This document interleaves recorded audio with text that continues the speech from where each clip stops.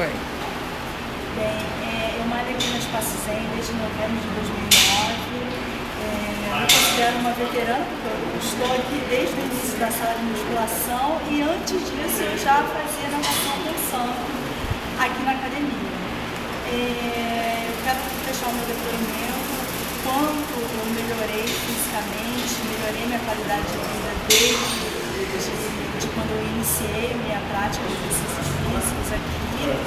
E eu não só melhorei minha qualidade de vida, como também mudei alguns hábitos, como parei de beber. Antes eu gostava de tomar um drinkzinho com os amigos na festa, parei de beber, não como mais doces como eu gostava de comer antes.